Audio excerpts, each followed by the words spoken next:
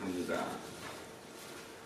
오늘은 참 기쁘고 특별한 날인 것 같습니다. 첫 번째로는 우리 한태원 군이 태어나서 처음으로 기도를 한번 해봤습니다.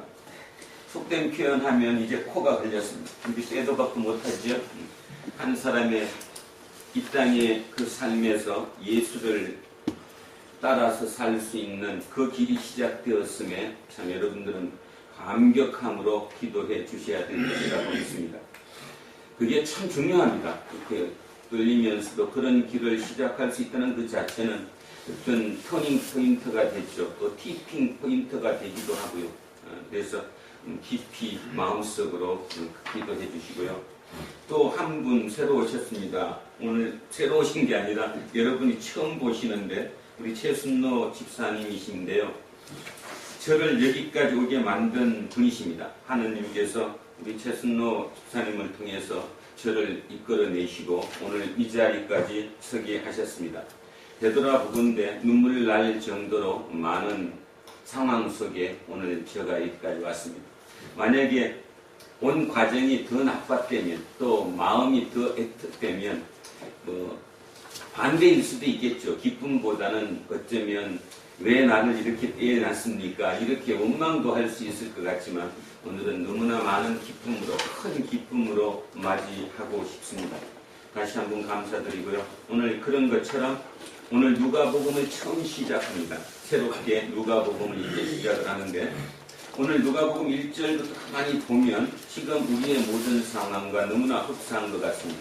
그래서 오늘 본문에 들어가기 전에 잠시 도대체 예수를 믿는다는 게 뭔가 또 예수를 믿어왔던 그 분들의 면면을 한번 가만히 생각해 보면서 우리의 모델은 무엇일까? 또 제가 오늘 아까 기도에 말씀드렸듯이 우리는 하나님의 그 무한하심을 다 알 수 없기 때문에 편협하지만 일부씩밖에 모른다는 거죠. 나는 하나님의 요 부분, 어떤 분은 요 부분, 어떤 부분은 요 부분 이렇게밖에 모른다는 거죠. 그러니까 절대는 없지만 그럼에도 불구하고 우리가 가만히 생각해 보면 어느 선은 있구나 그 생각을 한번 해보고자 합니다.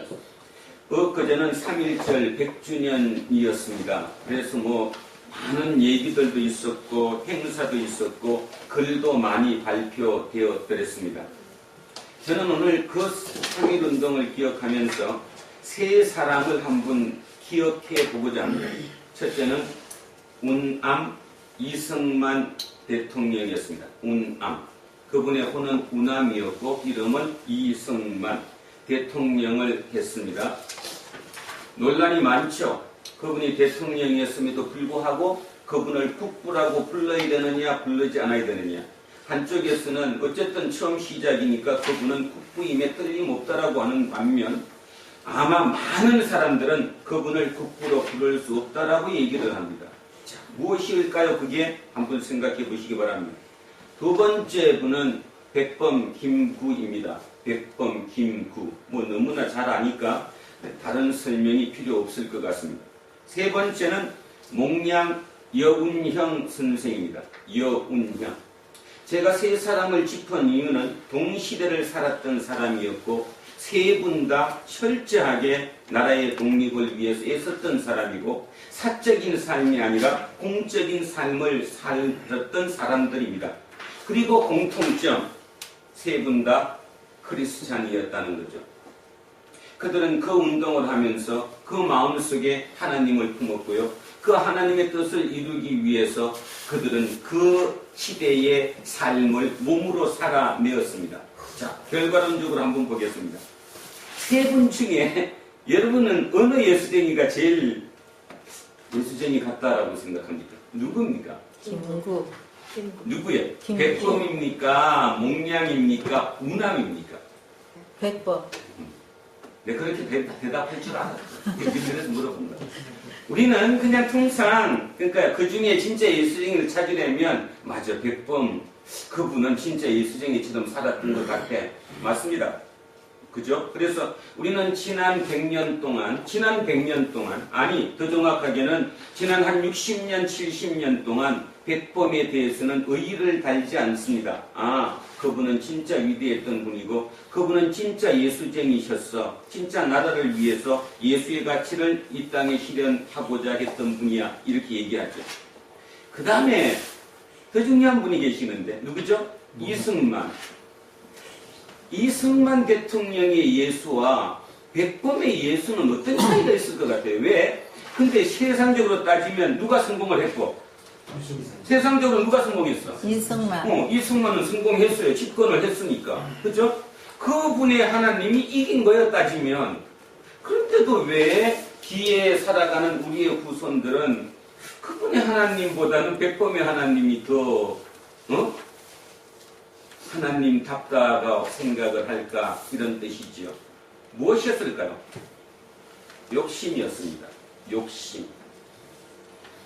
어쩌면 우리는 여기 있는 저를 비롯한 여러분 모두 다 마음속의 한 부분 속에는 이승만 대통령의 하나님, 그분의 예수를 우리는 지금 믿고 그분의 예수가 나를 그처럼 올려주기를 원하고 있는지도 모릅니다. 솔직히 얘기해보면. 그런데 결과를 이뤘음에도 불구하고 그는 사후에 그렇게 좋은 평가를 받지 못합니다. 그분 때문에 예수는 더 나빠지는 꼴이 된 거죠. 자, 그 다음 오늘은 제가 그 두 분은 다 제쳐놓고 이제 서로만 얘기하고 목량에 대해서 얘기를 한번 하고자 합니다. 27일, 28일 하노이에서 좋은 결과가 나지 못했습니다. 그럼에도 불구하고 그냥 하나의 과정일 뿐이지, 그러니까 더 좋은 결과를 맺기 위한 과정일 뿐이지 그냥 흐지부지 없어진 것은 절대로 아니니까 여러분도 그런 걱정하지 마시고 기도해 주시기 바랍니다. 이미 이런 벌어졌고요. 가는 길에 그 과정 중에 여러 일이 지금 생기게 되겠죠. 자, 어찌되었건 여운형 선생은 지금 우리 권사님, 장로님 사시는 양동 출신이십니다. 양평의 양동, 거기가 고향이 맞으시죠? 여운형입니다. 목량이었고요. 여러분은 잘 모르시겠지만 목량은 신학교를 나왔고요. 목사였습니다. 잘 못 들어보셨죠? 목량이 목사였다는 거. 상하이에서 목회를 직접 했고요. 그런데 그분의 목사로서 목회는 뭐였냐 하면 세상과 타협하는 것이 아니라 독립을 하는, 세상에 저항하는 것이었습니다. 그분이 그렇게 된 데는 이유가 있다고 하네요. 자기가 목사가 되어서 그러니까 전도사 시절에 자기 고향인 양평 양동에 가서 전도를 하고 목회를 시작을 했는데 그때 선교사들이 너무 뽀겼대요. 뽀겼다는 말 알죠?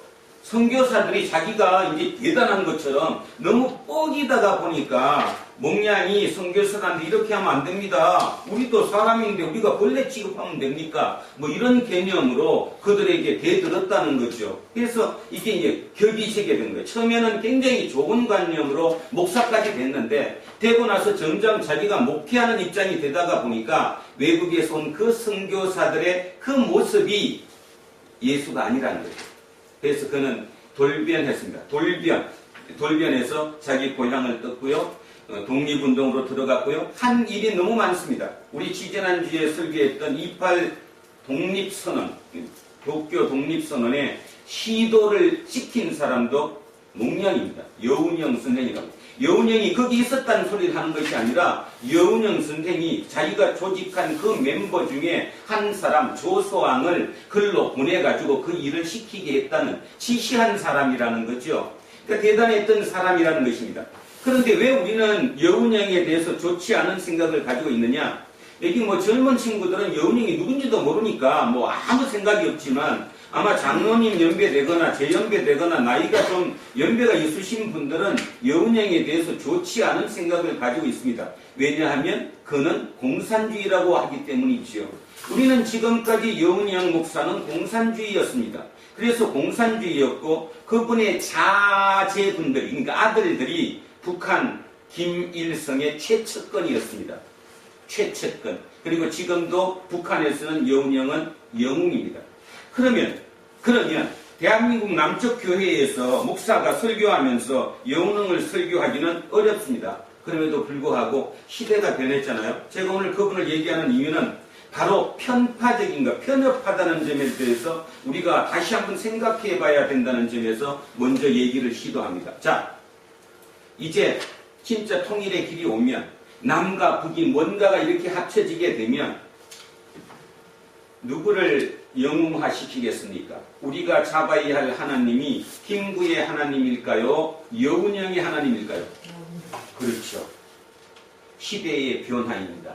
불과 100년도 살지 않는 그 시대에 내가 진짜라고 믿어왔던 그 믿음도 실은 진짜가 아닐 수가 있고, 전체라고 믿어왔던 그것도 실은 전체가 아닐 수 있다라는 얘기를 제가 말씀드리는 겁니다.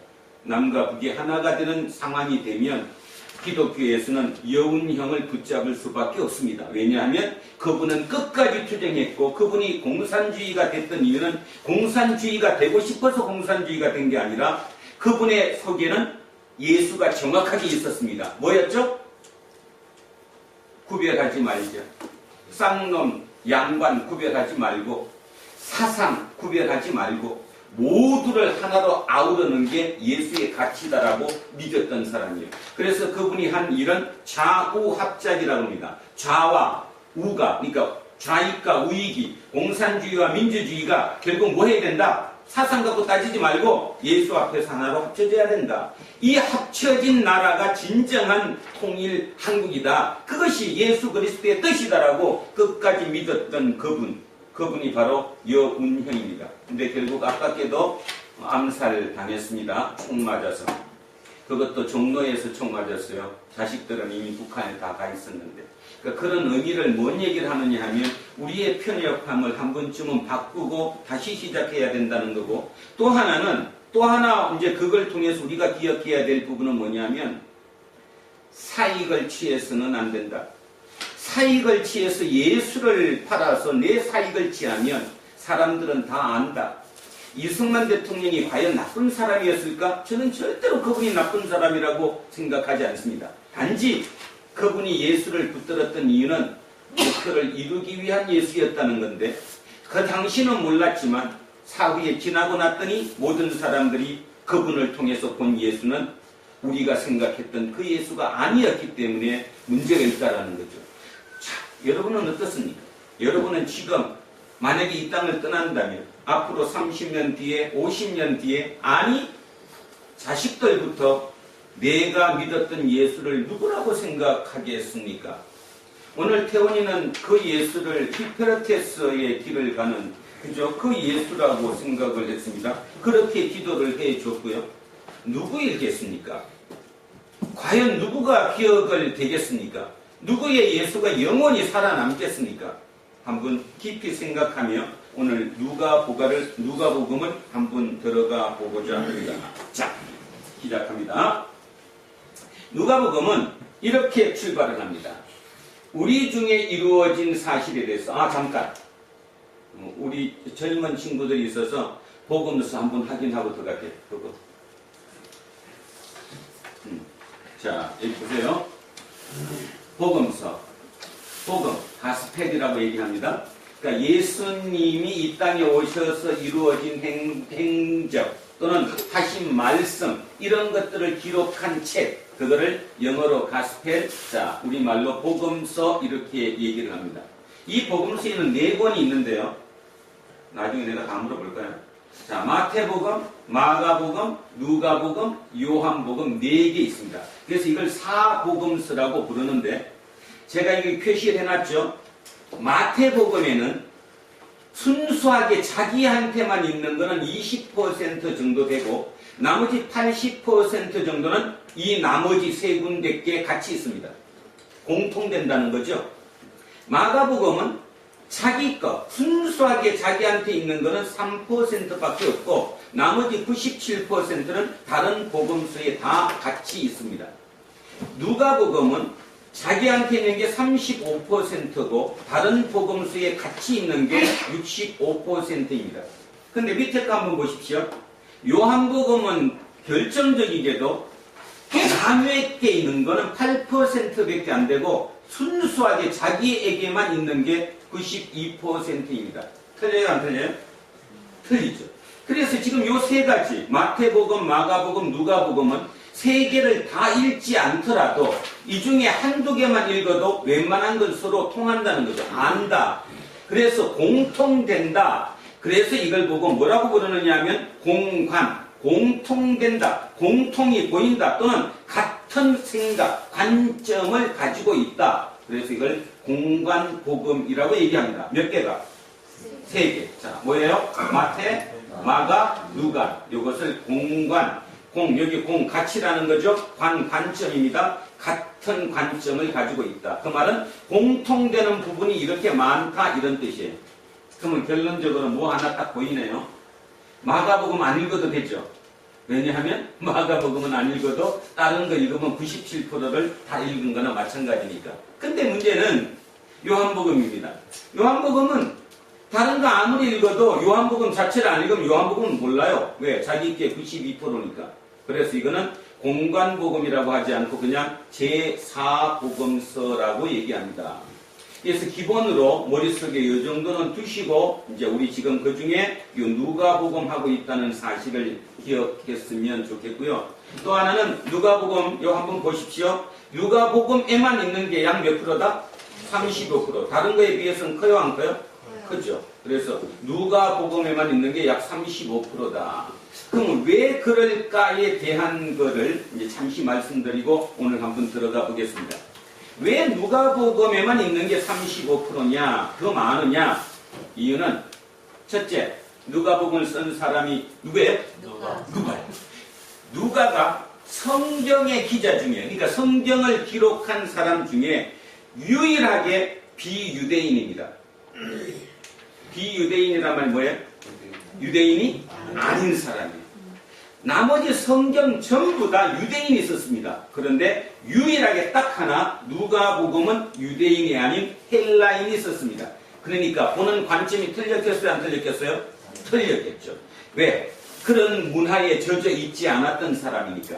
그런 이유가 하나이고, 두 번째는 누가가 썼기 때문에 보는 관점이 유대인이랑 완전히 틀렸어요. 누구를 많이 봤을까요? 이 실제적인 삶의 현장에 많이 집중을 했습니다. 그래서 대표적인 거 두 개만 딱 말씀드릴게요. 사마리아 얘기 있는 거 있죠? 어디에만 있어요? 누가복음만 있어요. 사마리아인 이야기는 누가복음만 있어요. 자, 유대 입장에서는 사마리아 사람들은 벌레 같은 사람이에요. 사람 취급했어요? 안 했어요? 안 했어요. 그런데 누가복음에는 그 사마리아인이 뭘로 나와? 선한 사람. 그렇지. 선한 사마리아인이 이걸로 나오는 거 아니에요? 그죠? 바꿔주는 거죠. 또 하나 더 있습니다. 누가복음에만 있는 거. 그러니까 누가의 머릿속에 있었던 생각을 읽는 것 중에 또 하나가 있는데 바로 탕자 이야기입니다. 탕자, 돌아온 탕자라고 부르는 그 탕자. 그것도 오직 어디에만 있어요? 누가복음. 나머지는 생략하겠습니다. 왜냐하면 그거 하려면 하루 종일 해도 답이 없으니까.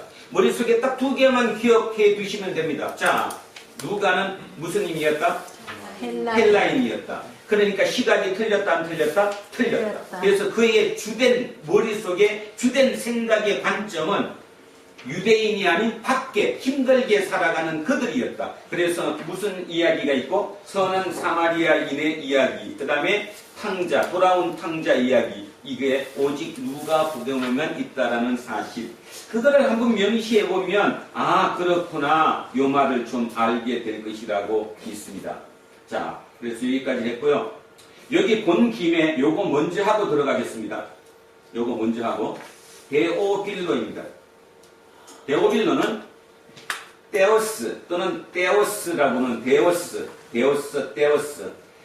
필로스 합친 언어인데 이 앞에 테오스라는 말은 신입니다. 신.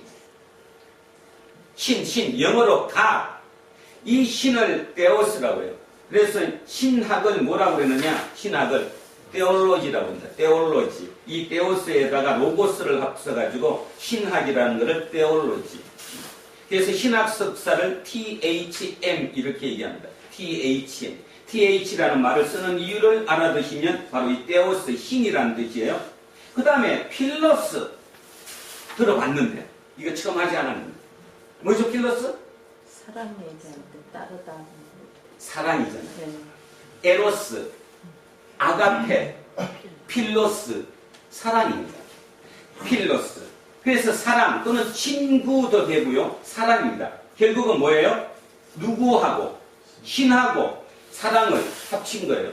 그러면 데오빌로가 뭐예요? 답 나왔네. 데오빌로는 하나님을 사랑하는 자 또는 하나님이 사랑하는 자 또는 하나님의 친구 이런 뜻입니다.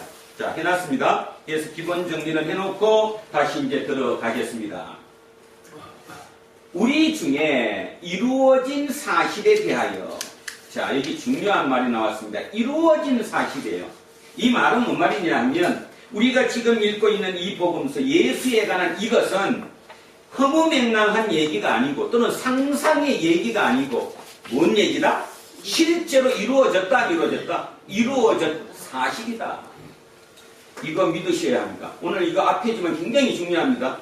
여러분은 과연 진짜 믿습니까? 예수 그리스도가 이루어진 여기에서는 이 모든 것은 사실이라는 거예요. 허무맹랑한 얘기를 픽션으로 쓴 것이 아니라 실제 얘기라는 사실입니다. 이게 그래서 이루어진 사실이라는 것. 이것에 대하여 처음부터 목격자가 됐고 말씀의 일꾼이 된 자들이 전해준 대로 내력을 저술하려고 부설던 사람은 참 많았다. 한두 명이 아니었다. 자, 그러면 처음부터 목격자 누구죠? 제자들. 또 제자들도 있고요. 그 당시에 살았던 그 성취하는 본 사람도 500명이 넘고 많았죠. 그러니까 초기. 자, 그런데요. 누가 보기 먼저 써졌을까요? 바울이 잡혀 들어갔어. 그러니까 63년? 누가복음은 우리 지난번에 어디서 끝났어요? 사도행전은? 로마에서. 로마에서. 네. 로마에서. 사도행전 뭘로 끝났어요? 누구의 핍박 때문에?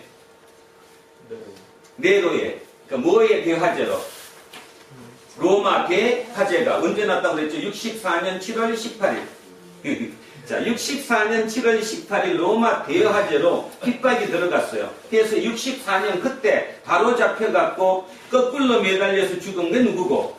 베드로고. 3년 뒤인 67년도에 누구를 압송해가지고?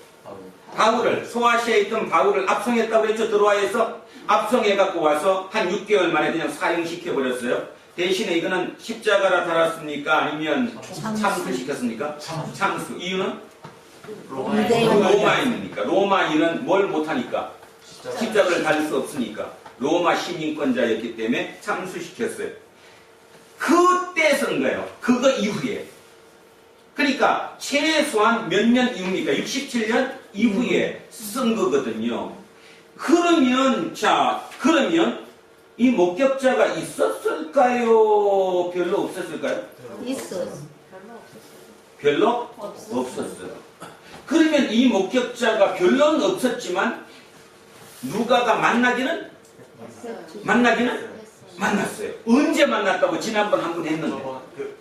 바울이 가이사랴에 잡힌. 아닌데? 가이사랴보다도 먼저인데. 예루살렘에 잡혀. 바울이 누가가 바울을 따라서 예루살렘에 왔었잖아요. 예루살렘에서 누구는 잡혔어요.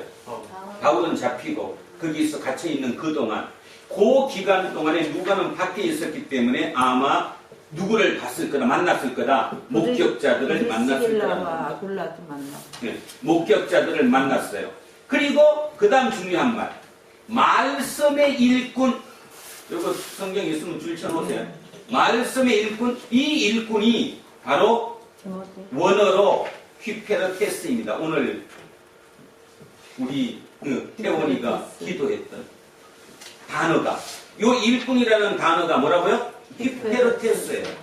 휘페르테스는 노예, 종, 그거와 똑같은데 여기서 이 일꾼이 원문이 휘페르테스라고요. 휘페르테스는 오늘 제가 다 해줬는데 태훈이가 기도하면서 다 해줬어요. 누구라고요? 배 밑에서 뭐 하는 사람이에요? 노를 젓는 사람. 그러니까 거기는 뭐를 몰라요?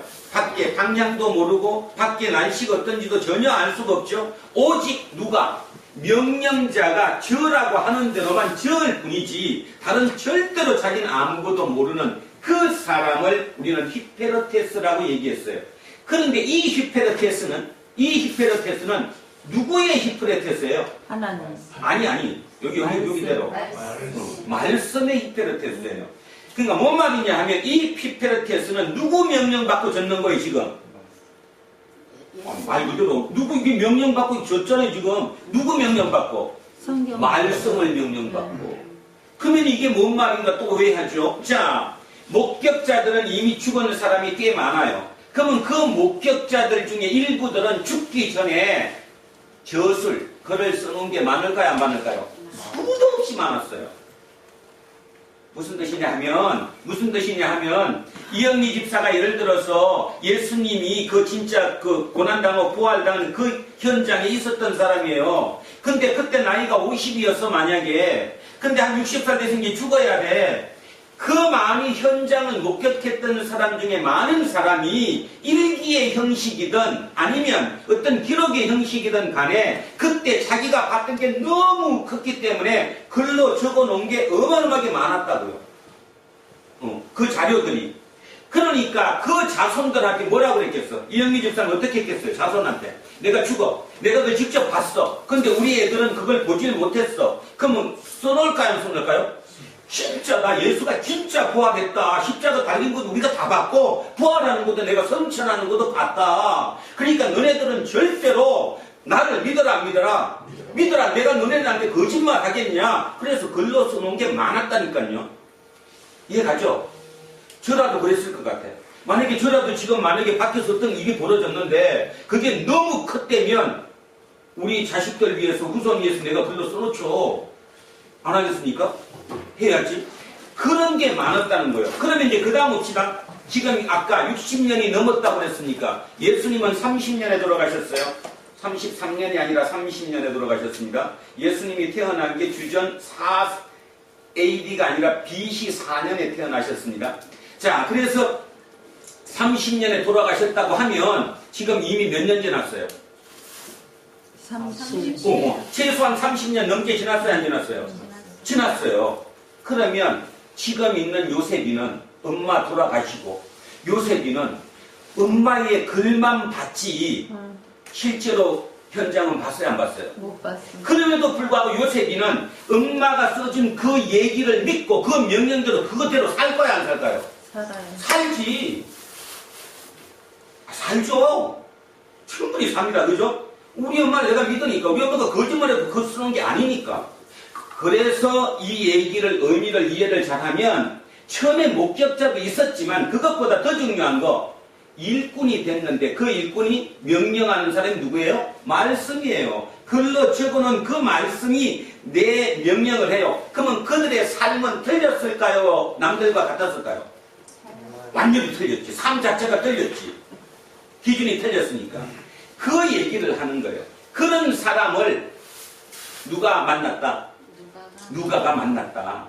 그래서 어느 정도로 만났냐 하면 이 보세요. 그 모든 일을 근원부터 자세히 미루어 살핀 나. 이 나가 누구죠? 누가. 자, 다시 하면 그 모든 일을 근원부터 아주 뿌리 깊은 데부터 아주 자세히 미루어 헤아려가지고 살핀 나. 누가는 직업이 뭐였어요? 의사였습니다. 여러분, 조선시대 의사랑 한의사입니다. 지금 우리가 의사라고 하는 것은 한의사랑 지금의 한의사랑 뭐 별 차이 있었을 것 같아요? 없었을 것 같아요? 있어요. 어떤 면에서 차이가 많았을까요? 침이 틀려져서? 아니 예를 들어 보는 거예요. 지금 우리의 개념으로. 예를 들어서 지금으로부터 1000년 전에 한의사가 있었겠죠. 침 놓는 사람도 있었고요. 한약, 탕약을 이렇게 지어주는 사람도 있었고. 그 사람과 지금 2019년 요 앞에 여기 한의원 그처럼 사람과 엄청나게 변화했을까요? 안 했을까요? 기본은 안 변했는데 상식이 변했지 뭐. 의술은 생명 중시하는 그 마음은 안면했지. 과학적으로 좀 현대를 많이 들었을 한의원 안 가보셨나 보다. 하긴 요즘 한의원 가면 뭐 물리치료한다고 뭐 이렇게 뭐 뜨끈뜨끈한 거 이렇게 주는 거 빼고 실제로 이제 그런 그 어떤 그 뭐라고 그랬지 그 기구 같은 거는 약간 변했을지 몰라도 실은 약재나 역사로 서양 역사를 따져가지고 서양의 역사를 따져서 서양의 의사들이 그러니까 주전이니까 BC 600년부터 주후 200년 사이 총 800년 동안 변한 게 그때 변한 그 의술이 1800년대까지 계속 똑같이 이어졌대요. 변화 없이. 그러면 뭔 말이냐 하면 서양 의술의 가장 핵심은 뭐냐 하면 이 서양은 뭐죠? 우리는 친놓고 하지만 서양 의술의 서양 의학의 가장 핵심은 뭐예요? 째고 안에 꾸매고 하는 거잖아요. 수술하는 거잖아. 근데 실은 옛날에 수술은 어려웠고요. 실제로 수술이 지금처럼 많은 사람이 수술하게 된 거는 지금으로부터 170년 정도밖에 안 됩니다. 왜 그러죠? 마취제가 그때 나왔거든요. 마취제가. 그러니까 마취제가 지금으로부터 170년 정도 전에 처음 나왔기 때문에 지금처럼 뭐 어딘지 잘라갖고 꾸매고 하는 이 서양 의학은 발달한 게 이제 170년, 200년 정도 된 거예요. 그 말의 의미는 뭐냐 하면 우리는 누가가 2000년 전의 사람이니까 의사에 해봐야 뭐 별 볼 일 없었겠다 이렇게 생각하지만 아니요. 우리와 생각하는 똑같은 어찌 보면 우리의 생각보다 더 뛰어난 의사였어요. 그때 기록을 찾아보면요 이렇게 나온대요. 누가 시대 때 그 기록을 찾아보면 지금처럼 인턴 제도가 있었대네요. 그러니까 의사가 되고 나면 교육을 받은 사람이 특정한 의사 밑에 가가지고 하나하나 도제식으로 다 배웠대요.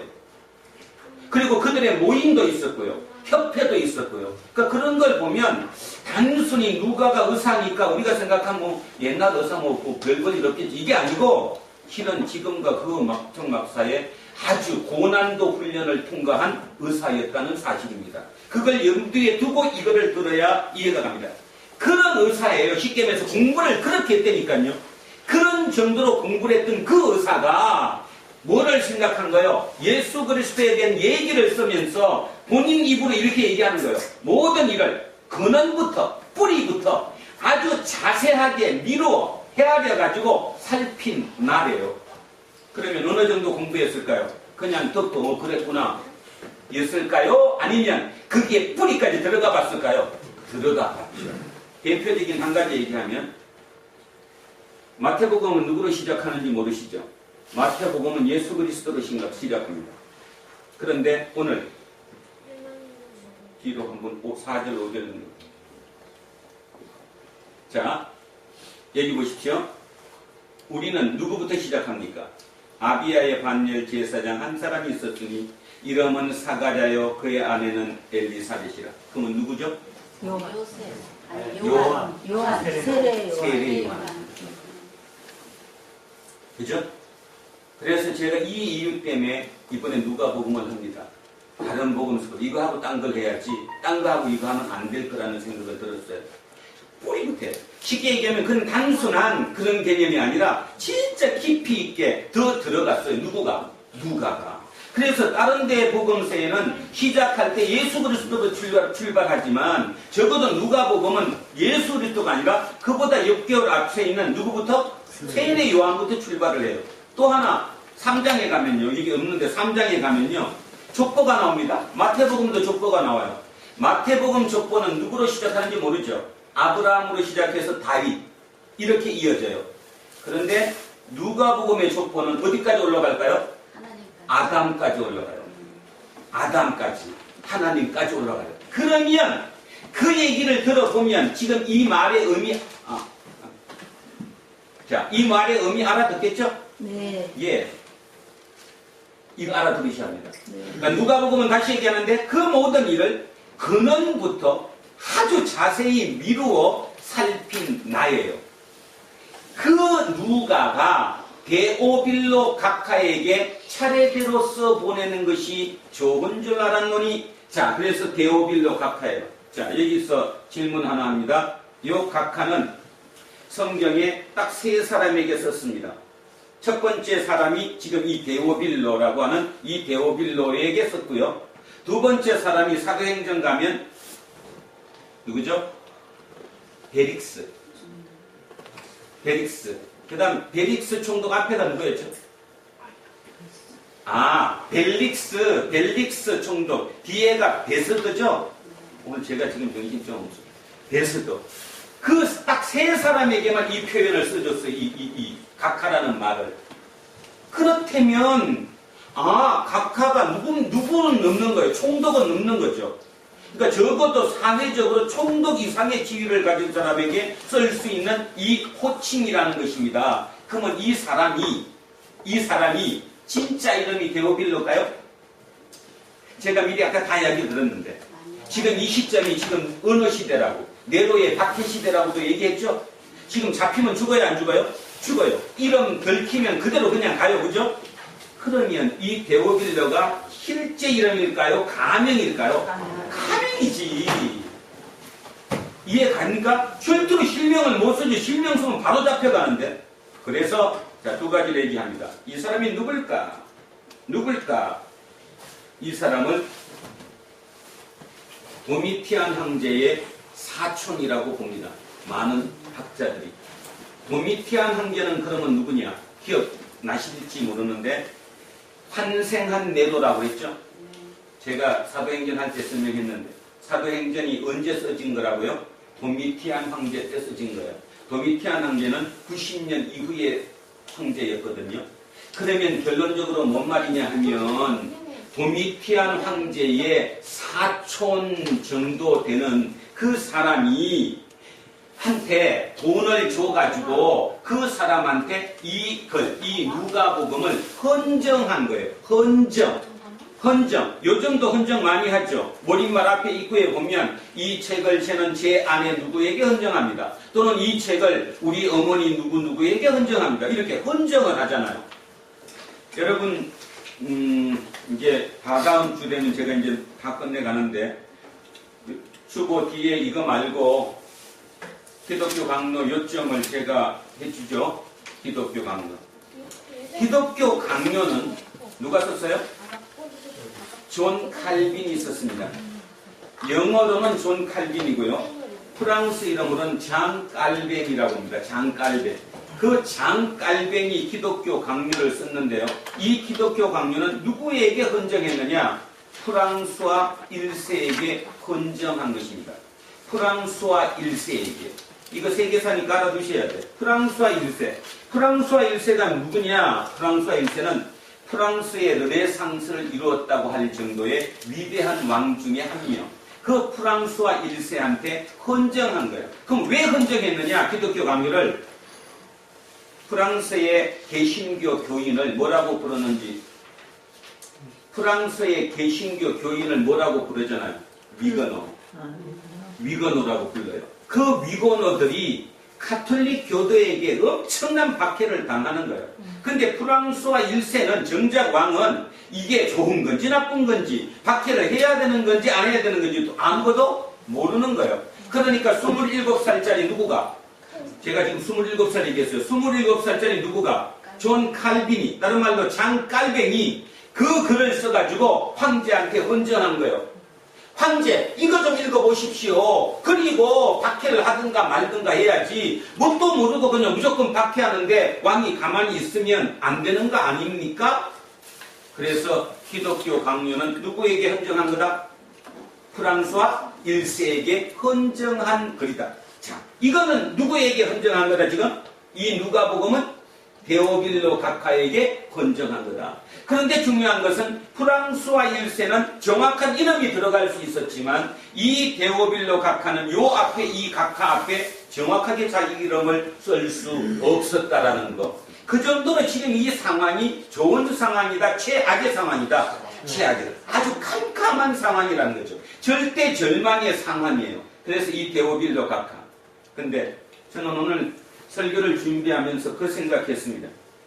데오빌로의 뜻이 아까 설명했는데 데오스, 신과 필로스, 사랑을 합친 말이라고 했어요. 그래서 하나님을 사랑하는 자 또는 하나님이 사랑하는 자 또는 하나님의 친구, 이게 데오필로란 뜻인데, 그런 면에서 따지면 저를 비롯한 여기 있는 어느 누구 예외 없이 여러분들은 데오필로입니다. 여러분 스스로가 데오필로잖아요. 하나님께 관심이 있다 이런 뜻입니다. 예수에게 조금 관심은 있어요. 데오필로예요. 중요한 것은 이 데오필로가 글쎄 뭐를 듣기 원한다는 거죠? 호칭은? 각하 소리를 듣기 원한다는 거예요. 가슴에 손을 얹고 한번 생각해 보십시다. 진짜 나는 데오빌로가 맞는데 이 데오빌로가 누구한텐가 각하 소리 듣고 싶지 않습니까? 제가 모두에 시작했던 이승만 대통령은 각하 소리 듣고 싶어 했습니다. 그 또한 데오빌로였지만 데오빌로의 목적이 뭐였냐 하면 각하 소리 듣는 거였어요. 그런데요, 사도행전 1장으로 갑니다. 손 넣으시고 사도행전 1장. 사도행전 1장에 가시면 1장 1절. 자, 태원이 큰 소리로 1장 1절. 맨 앞에 뭐라고 불렀는가 불러줘요. 데오빌로요. 자, 사도행전 1장 1절에 데오빌로여 그랬어요. 이 큰일 난 소리 아니에요 지금? 여기는 뭐라고 그랬는데? 데오빌로 각하가 데오빌로여로 바뀌었어요. 이게 오늘 설교 제목입니다. 데오빌로 각하가 어떻게 해서 데오빌로여가 됐을까요? 데오빌로여는 뭐예요? 형제예요, 형제. 데오빌로 형제여 이렇게 된 거예요. 이게 얘기하면 데오빌로는 똑같은 데오빌로였는데 여기서 데오빌로는 저 폼 딱 잡고 앉아갖고 나 예수 좀 알거든? 아, 예수가 그런 사람이야. 예수 믿으면 복 받아. 폼 잡는 거예요. 그리고 남들이 나를 대접해줘야 돼요. 각하처럼. 응? 왜 각하예요? 내가 예수 믿었는데 복 받았으니까. 그 각하였어요. 그랬는데 후편에 가서 사도행전이 누구하복음의 후편인지 아시죠?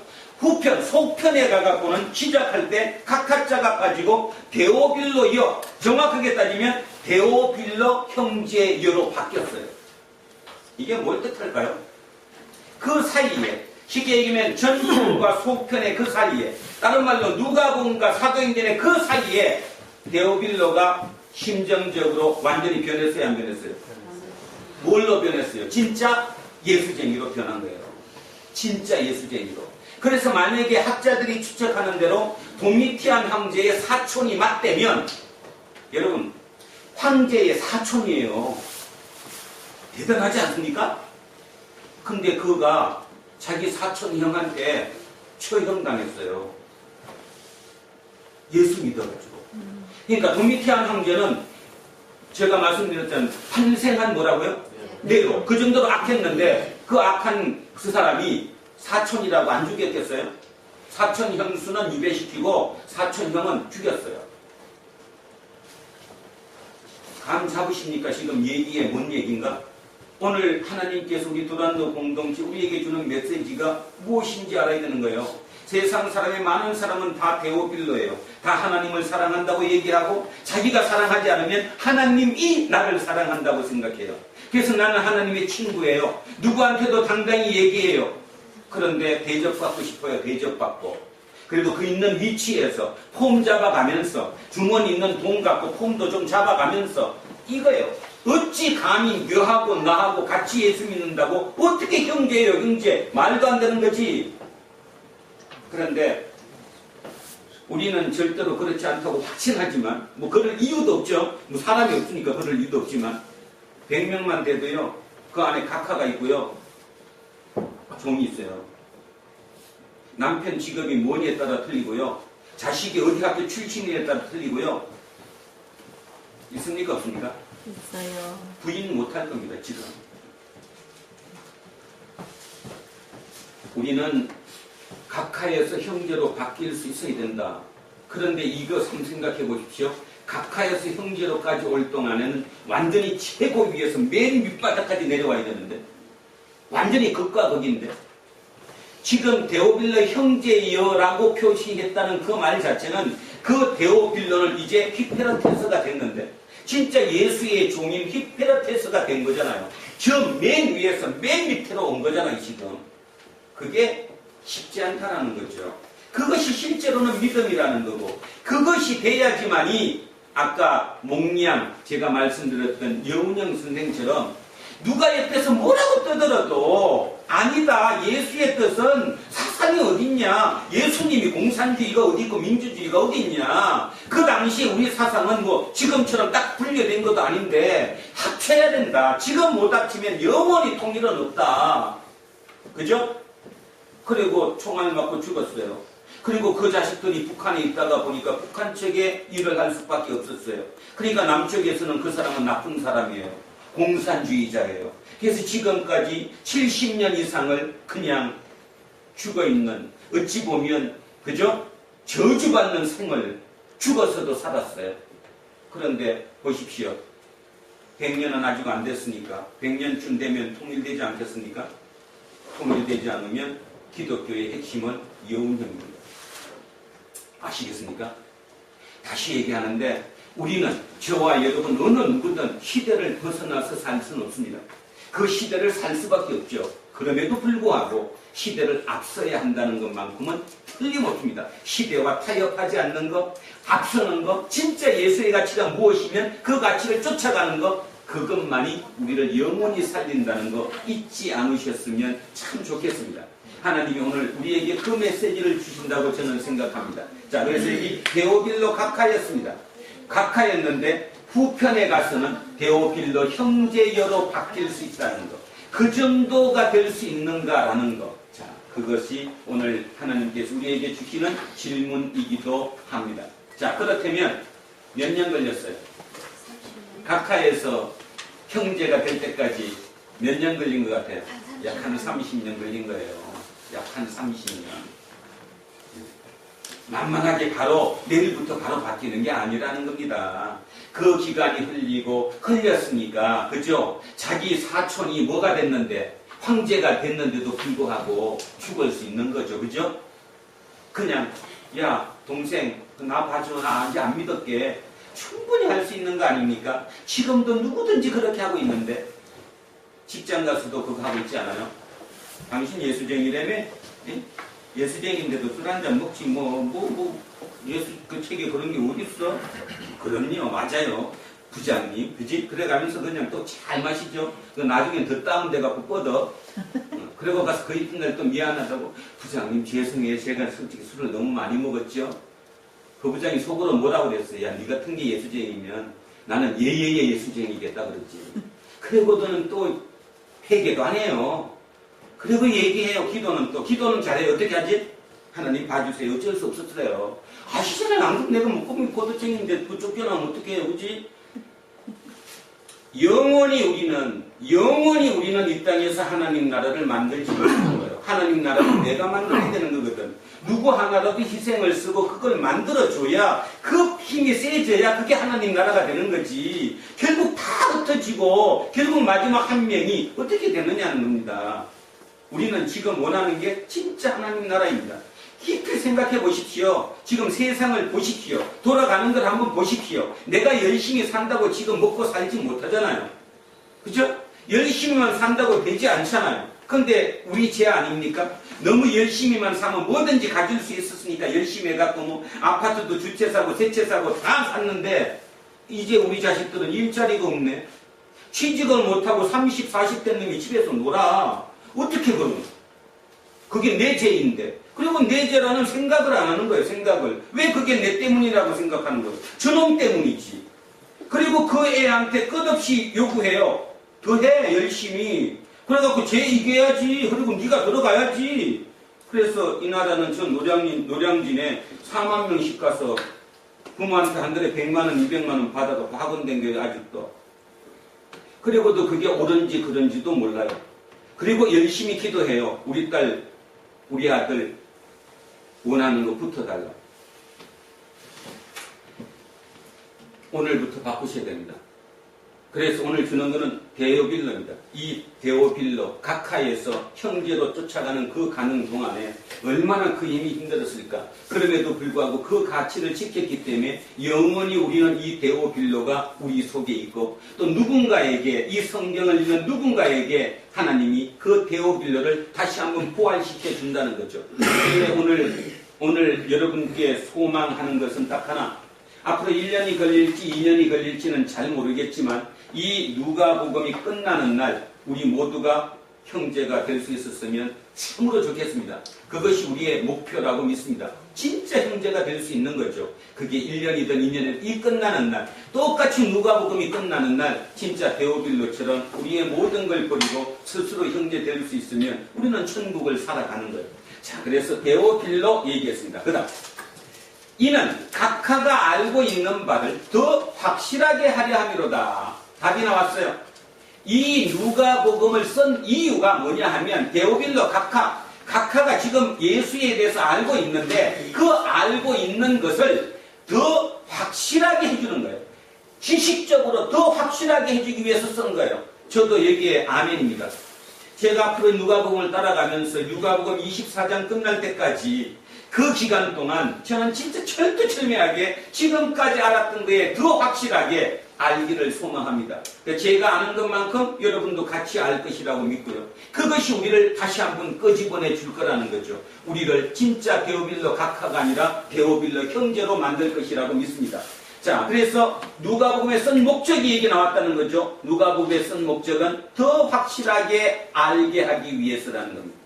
자, 유대왕 헤롯 때에 아비야 반열에 제사장 한 사람이 있었는데 이름은 사가랴라. 그의 아내는 아론의 자손이니 이름은 엘리사벳이라.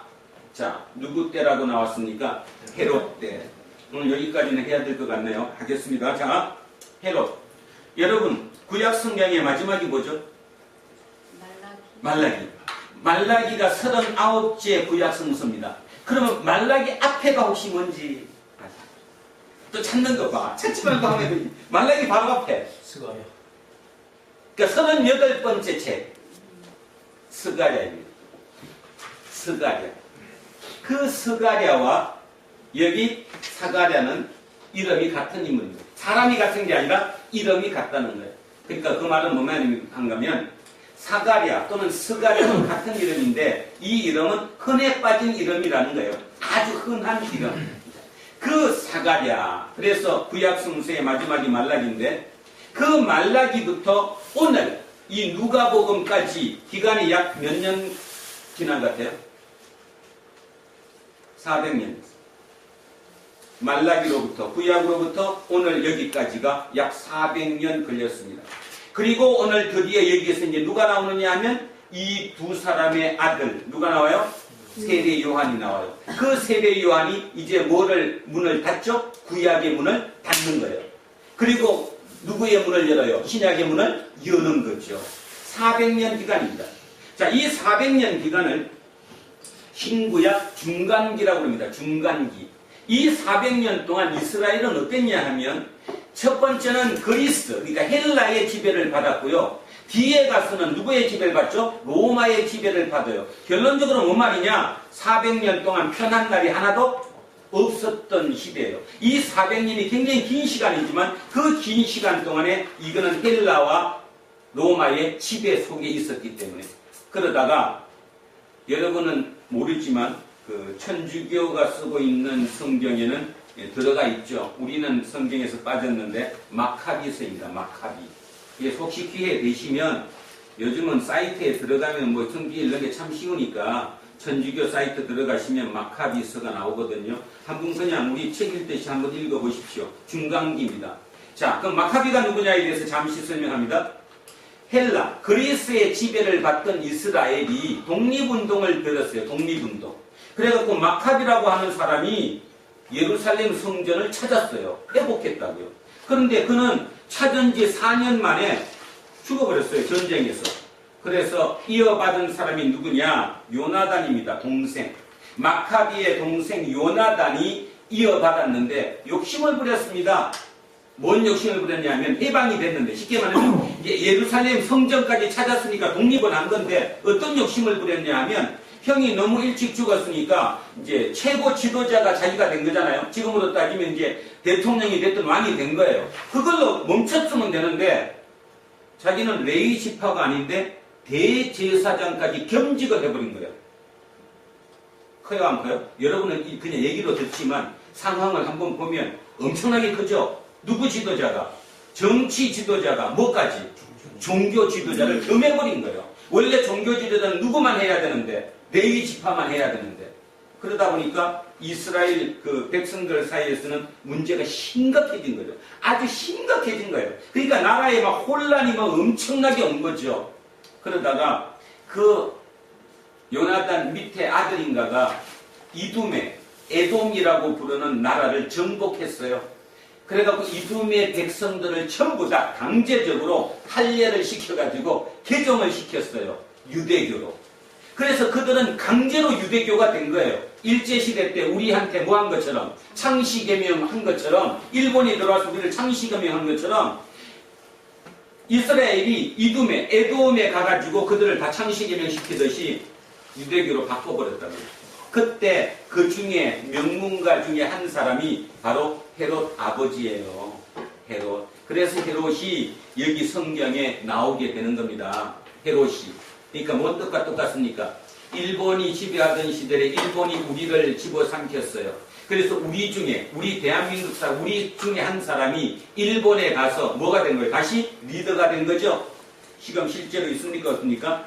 정치 지도자는 아니지만 경제 지도자로 지금 일본에서 장악하고 있는 사람이 있죠. 마사요시 손정이 똑같습니다.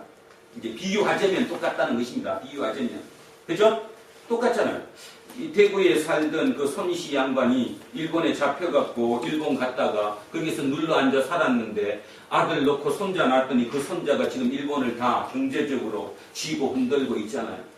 똑같은 개념이에요. 똑같은 개념으로 헤롯 아버지가 그렇게 된 거예요.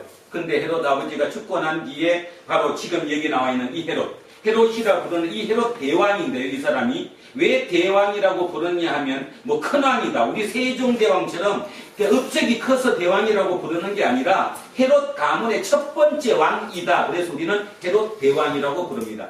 이 헤롯 대왕이 왕이 됐어요. 근데 문제는 헤롯이 어느 정도로 대단했냐 하면 26세 왕이 되었는데 왕이 돼서 한 일이 토목공사입니다.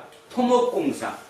어떤 나라든 지금도 마찬가지지만 인정받고 영웅이 될 수 있는 가장 좋은 거 뭐예요? 토목이에요. 공사 잘 만들면 그 사람 왕은 유능했다고 해요. 돈이 잘 돌거든.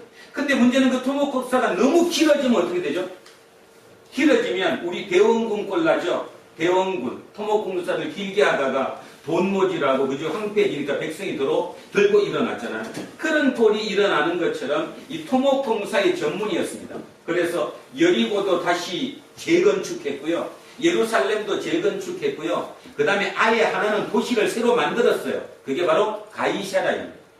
그래서 왜 가이샤라고 이름 붙였죠? 가이샤라 뜻이 뭐예요? 카이사르, 시즈, 황제잖아요. 그 이름을 따서 아예 도시 하나를 새롭게 뭐 분당 만들듯이 만들어가지고 이름도 가이샤라고 지어줄 정도로 토목공사에 능했던 사람이 이 헤롯이었습니다. 근데 문제는 다른 것까지는 다 좋았는데 헤롯이 뭐를 손댔습니까? 예루살렘 성전을 손댄 거죠. 성전. 그래서 성전은 몇 년 걸렸는지 모르죠. 주전 20년에 성전 공사를 시작했는데 헤롯은 AD 4년에 죽었어요. 공사 완공은 AD 60년에 완공했어요. 그럼 그 공사는 몇 년 공사예요 지금? 80년짜리 공사였어요. 그 공사를 너무 큰 공사를 붙다가 보니까 백성들이 피폐해진 거죠. 논란이 많았다 그럽니다. 그러니까 다시 얘기하면 결론은 헤롯 때는 좋았다 나빴다? 나빴다. 아주 나빴다. 삶이 너무나 피폐했다. 거기다 공사 현장에 매달렸고 너무 힘든 때였다. 거기다가 문제는 헤롯 자체가 60, 70 나이가 들어가면서 이제 우리 쓰는 말로 또라이가 돼버렸다. 그래갖고 자기 그 정권에 대해서 누군가가 눈치만 조금만 보이면 다 죽여버렸죠. 그래서 두 번째 부인 미리암네를 죽였고요. 미리암네의 어머니 그러니까 장모를 죽였고요. 자기의 큰 아들을 죽였고요. 왜 죽였어요? 자기 자리를 넘본다고. 그리고 우리 딱 하나만 더 합시다. 마지막에 70이 넘어서 71살인가 죽었는데 죽기 전에 본인이 뭔 생각을 했어요? 내가 죽으면 백성들이 나를 위해서 울어주지 않을 거다. 눈물 안 흘릴 거다. 그러니까 적어도 왕이 죽는데 안 울면 되냐. 그래갖고 자기가 여의도로, 여의도 아니고 여리고로 옮겨가서 여리고에서 마지막 준비를 하면서 지시를 하죠. 예루살렘의 유력 인사들, 백성들한테 인기 있는 사람들, 적어도 그 사람이 죽으면 백성들이 막 땅을 치고 울 수 있는 그 사람들을 다 잡아들여라. 불문복직하고 이유를 달아서 잡아들여라. 그리고 내가 죽는 순간 그들도 한꺼번에 다 죽여라. 왜? 그래야 나라가 우니까. 그 정도로 포악했대. 그러니까 절대 절망의 시대에 이 사람이 있었다는 거예요. 사가랴라고 하는 제사장과 그 다음에 엘리사벳이라고 하는 이 부부가 있었어요. 중요한 것은 여기에 뭐 제사장 이건 의미가 없고요. 요즘식으로 돌리면 이런 뜻입니다. 사가랴하고 엘리사벳은 모태신앙이에요. 대대손손으로 모태신앙, 지금으로 바꾸면 그러니까 뭐 모태신앙으로 죽어도 하나님을 믿는 그 사람들이라는 겁니다. 자, 6절 갑니다. 이 두 사람이 하나님 앞에 뭐래요? 의인이래요. 중요한 거. 세상 앞이 아니라 누구 앞이에요? 하나님 앞에. 그런데요. 주의 모든 계명과 규례대로 흠이 없이 하더라. 주의 모든 계명과 규례, 말씀이잖아요. 구약의 말씀. 그 말씀을 그대로 따르더라. 그러면 아까 1절. 자, 여기죠. 요거. 뭐예요? 말씀의 일꾼. 말씀대로 살아가는 사람. 히페르테스. 똑같잖아요. 자, 히페르테스예요. 누구가? 사가랴와 엘리사벳이. 그래서 그 사람이 그렇게 살다 보니까 하나님은 뭐라고 불러주는 거예요? 의인. 그런데 이렇게 보세요. 엘리사벳이 잉태를 못함으로 뭔 말입니까? 불임이에요. 불임. 잉태를 못해요. 불임이야. 거기에다가 자식이 없어. 당연히 없죠. 불임이니까. 두 사람 다 나이가 많더라. 그러니까 결론. 놓을 수 있다 없다? 못 넣는다. 그러면 절대 절망이죠. 그때 당시에는 자손이 없으면 뭐 받은 거예요? 저주 받은 거예요. 그때는 모든 재산의 기준이 뭐예요? 사람이야. 자손이 많아야 번창한 집안이고 복 받은 거잖아요. 여러분, 창세기 12장에 하나님이 아브라함에게 뭐 준다고 꼬셨잖아. 내가 너를 내 말 듣고 떠나면 너를 어떻게 만들겠다? 예? 민족을 만들겠다. 뭘 만들겠다? 네 후손으로 뭘 만들겠다고요? 민족을 만든대. 우리는 이걸 언뜻 듣지만 우리는 왜 언뜻 듣는지 알아요? 우리는 이미 아브라함이 그거 이까지 된 걸 알기 때문에 전제를 깔고 들으니까 그렇게 듣지만 아브라함 입장에서는 자식이 있어요? 없어요? 없어요. 아내가 애 낳아요? 못 낳아요? 못 낳아요. 불임에 똑같아요. 그런데 하나님이 너 여기 뜨면 내가 너 나라를 민족을 만들어 주겠다는 말은 의미 알죠? 한두 명이 아니라니까 그냥 한 명, 두 명이 아니라 민족을 만들어 준대잖아요. 떠야 돼, 안 떠야 돼요? 그 복은 어떤 복이에요? 로또 1000억보다 더 큰 복이에요. 한 100조 원?